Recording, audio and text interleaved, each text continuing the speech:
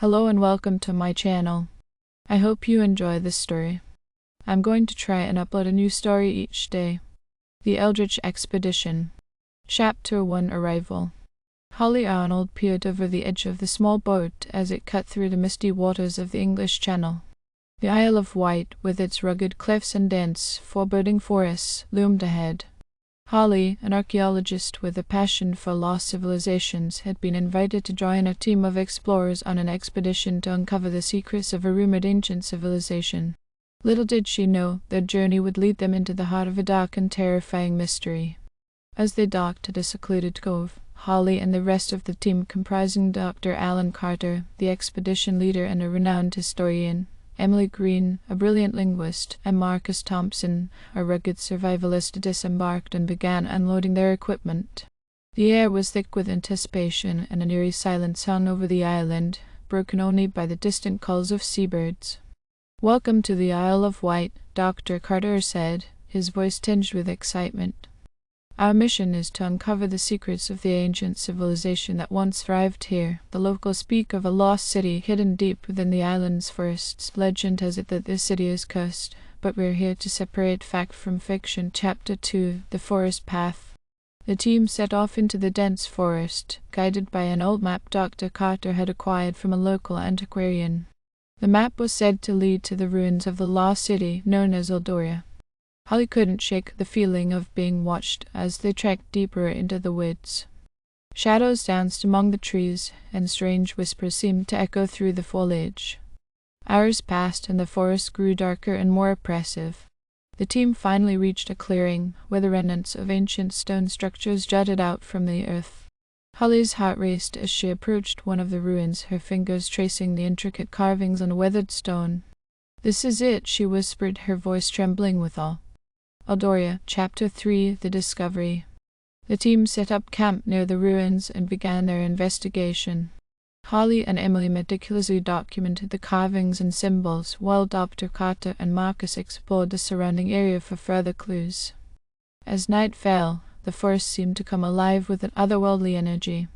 Holly sat by the campfire, studying a peculiar symbol she had found etched into one of the stones. It depicted a monstrous figure, its form twisted and grotesque, surrounded by a series of concentric circles. Emily joined her, her brow furrowed in concentration. "This symbol," Emily said, pointing to the circles, "represents a barrier. Something was sealed away here." Before Holly could respond, a chilling howl echoed through the forest. The team exchanged uneasy glances, their fear palpable. "We should get some rest," Dr. Carter suggested. Tomorrow, we delved deeper into the ruins. Chapter 4 The Descent. The next morning, the team discovered a hidden entrance leading underground.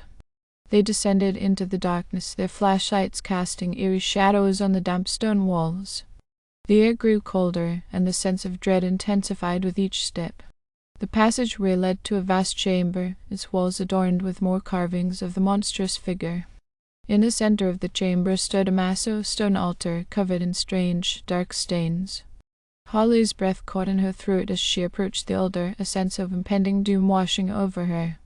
"This is a sacrificial site," Dr. Carter murmured, his voice barely audible. But for what purpose? Suddenly, the ground shook, and a deafening roar filled the chamber. The stone walls seemed to pulse with a malevolent energy, and the carvings glowed with an eerie light. The team stumbled back, their flashlights flickering. "We need to get out of here," Marcus shouted, but the entrance had sealed itself shut. Chapter 5 The Awakening. As the chamber filled with an unholy light, the monstrous figure from the carvings began to materialize. It was an eldritch horror, its form shifting and writhing, eyes burning with a malevolent intelligence. The team could only watch in terror as the creature approached the altar, its presence overwhelming their senses. "You have awakened me," the creature's voice echoed in their minds. "I am Thalcathah, the harbinger of despair. Long have I slumbered, but now I am free to consume your world." Holly felt a surge of defiance. She grabbed a torch from the ground and hurled it at the creature. The flame struck its form, causing it to recoil with a deafening screech. The momentary distraction allowed the team to regroup. "We need to find a way to seal it back," Emily shouted, frantically flipping through her notes. Holly's eyes fell on the concentric circles in the carvings. "The barrier," she said. "We need to recreate the barrier." Chapter 6: The Ritual. Working quickly, the team gathered materials from the ruins and began to inscribe the barrier around the chamber. Alcthar thrashed and howled, its fury growing with each passing moment. Holly and Emily chanted the incantations inscribed on the altar, their voices merging in a desperate plea for salvation. The chamber trembled, and the eldritch horror's form began to waver. The barrier was taking hold, but the creature's strength was immense. Just as it seemed their efforts might fail, Dr. Carter stepped forward, a determined look in his eyes. "I'll be the final sacrifice," he said, his voice steady. "It's the only way to seal it completely." Before anyone could protest, Dr. Carter plunged a ceremonial dagger into his chest, his blood spilling onto the altar. The chamber was filled with a blinding light as the barrier closed around Thalcathar, sealing the creature away once more. Chapter 7: Escape. With Thalcathar imprisoned and Dr. Carter's sacrifice complete, the chamber's entrance unsealed itself. The remaining team members, grief-stricken and exhausted, made their way back to the surface. The forest was eerily quiet, as if the island itself was holding its breath. As they reached the cove, Holly looked back at the darkened forest. The price they had paid was immense, but the world was safe at least for now. The island's secrets had been uncovered, and its dark force contained, but Holly knew that the memory of Eldoria and the horrors they had faced would haunt her forever. Epilogue: The Aftermath. Months later, Holly stood in a quiet cemetery, staring at Dr. Carter's gravestone. The expedition had made headlines, but the true details remained a closely guarded secret. Holly, Emily, and Marcus had vowed to never speak of Thalcathar or the eldritch horrors they had encountered. As Holly placed a bouquet of flowers on the grave, she felt a cold breeze brush past her.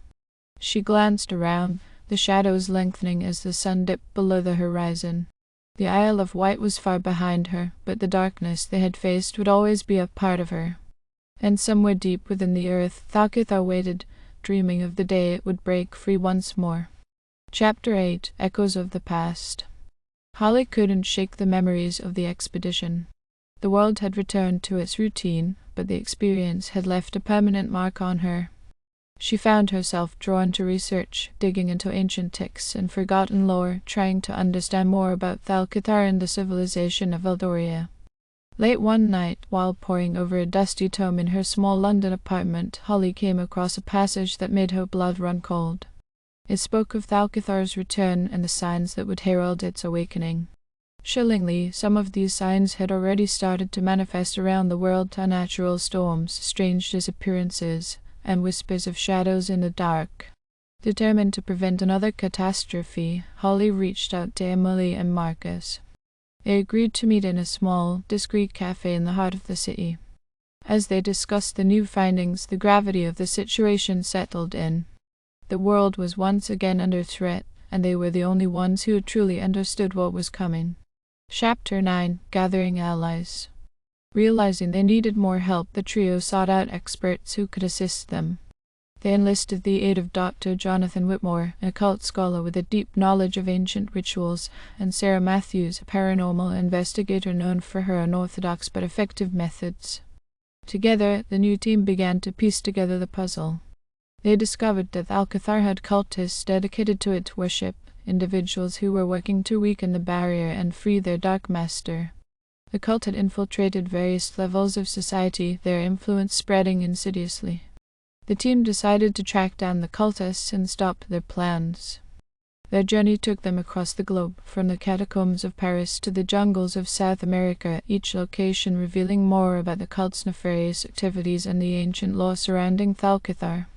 Chapter 10: Confrontation. Their quest led them back to the Isle of Wight, the epicenter of the dark force. The island, now even more foreboding than before, seemed to pulse with malevolence.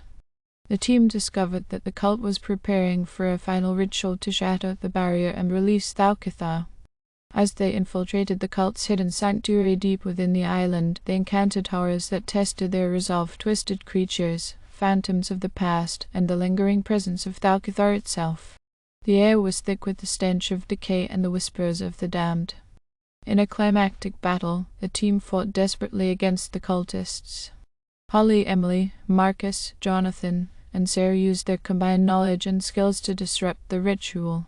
Amidst the chaos, Holly found herself facing the cult's leader, a man possessed by Thalcathar's dark essence. Chapter 11: Sacrifice and Victory.